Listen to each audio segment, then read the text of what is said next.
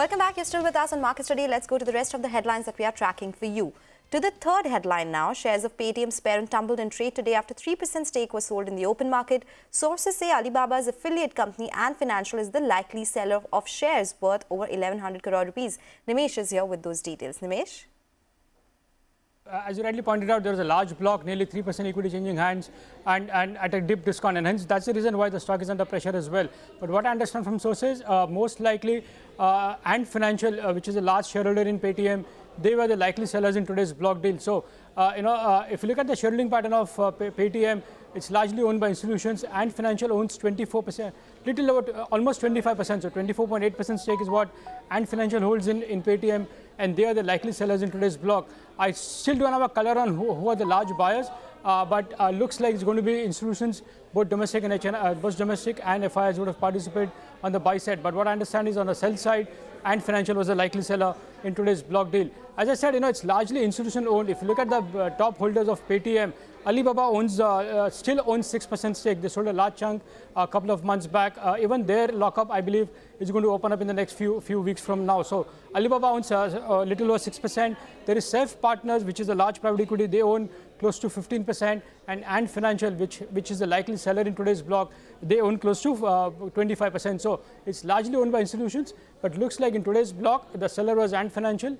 All right, Nimesh, thank you so much for joining us with all those important details. To the fifth headline now, crude oil prices, they remained on the boil, rising 3% to a one-week high. This has hopes for an improved global economic outlook, and concern about the impact of sanctions on Russian crude output outweighed a massive surprise build in US crude stocks. Brokerages predict that further reopening in China could push prices to $110 a barrel. Manisha Gupta is here with more on this. Manisha. Well, it's a one-week highs on the crude oil prices, holding around $83 a barrel, and this is far away from the kind of low that we saw in the last week of December at $77 per barrel. So it has been a good comeback for the crude oil prices. Support comes in from the China reopening its economy, also concerns about the sanctions on Russia and impact of that on production, and then it has to be about the weak US dollar index trading at around 7-month lows. That also has been supportive for many of these dollar-denominated commodities. Well, the crude oil prices traded 2022 as a second straight year of gains. We did see Brent gain up by 11% in the previous year, and this year as well we have come off the kind of lows. Going forward, there's an interesting report from banks and brokerages expecting higher crude oil prices, especially from the third quarter of 2023. Citi believes, and they have the most conservative of view, that $75 per barrel is where we could see 2023 ending. But EIA, Fitch and Wood Mackenzie are looking at an average of $95 to $96 per barrel going forward. And then three digits are back with Bank of America, Goldman Sachs, Morgan Stanley, all saying that $100 to $110 per barrel on the higher side is where the crude prices are headed in the second half of this year. The most bullish of the views comes in from Pierre Anduran, who says that the crude oil prices could exceed $140 per barrel as well if the full Asian demand comes back into the market. All right, crude oil prices on the rise. Manisha, thank you for that. Moving on to the stocks in news today, Nalco slipped 3% after Kotak downgraded the stock to a sell from reduce. Nigel is here with the details of that note. Nigel? Well, that's right. Nalco is under some pressure because Kotak has gone ahead and downgraded the stock to sell, from reduce earlier. They have fair value, though, is unchanged at around 70 rupees. They believe that the risk reward is not favorable as of now.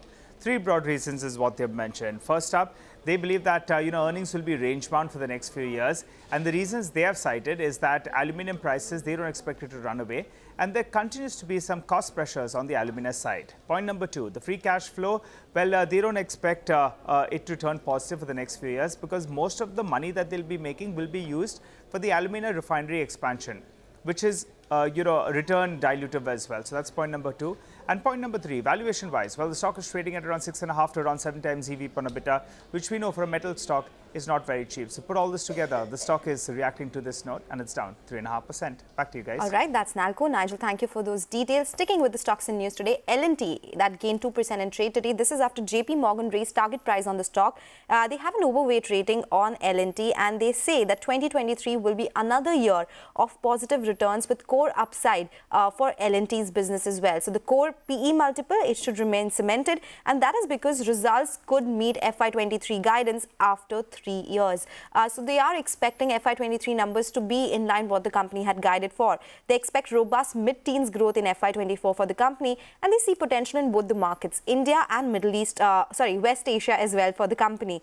They see continued strength in execution for the company, and large book-to-bill and stable working capital is something that is working for the company, and it will continue to see growth in the coming months as well. So that's about L&T. The stock closed higher.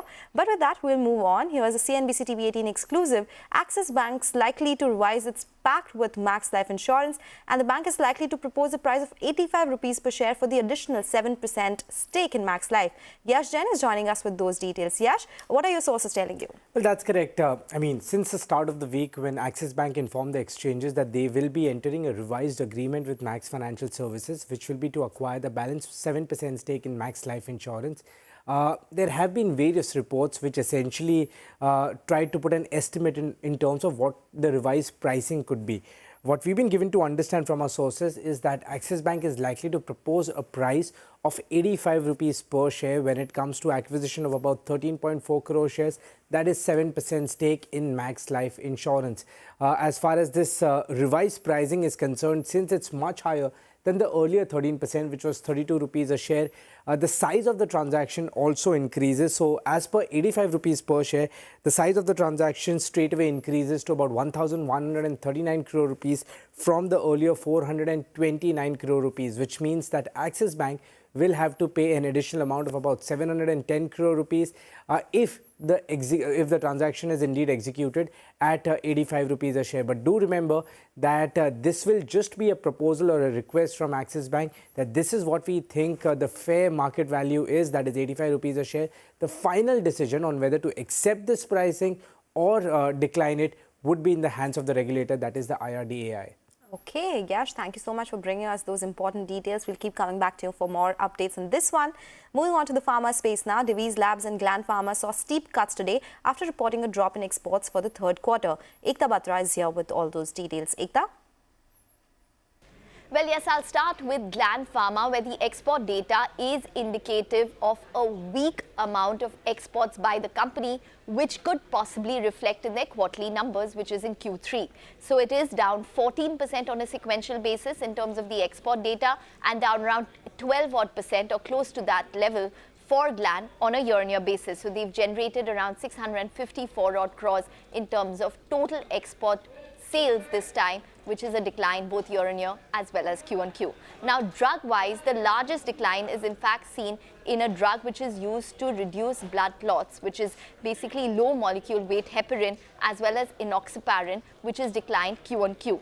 It's down over 55% on a sequential basis in terms of export sales for this particular drug. On a year-on-year basis, an antifungal drug has seen the sharpest decline, which has probably impacted sales the most. It's down over 70% on a year-on-year basis. Now, coming to Divi's, the export data ex of molnupiravir is strong. So molnupiravir has come down quite significantly, which is basically the COVID-19 drug by Merck.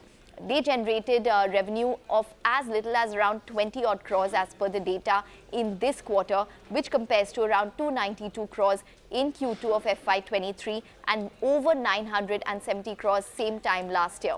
However, ex of that, the ex of molnupiravir, Divi's export sales are up around 14% on a sequential basis and 30% on a year-on-year basis. Now, we don't know exactly what the correlation would be in terms of this export data, in terms of the quarterly sales that the companies do report, but largely, if you just look at the data, it is definitely a mixed picture at this point.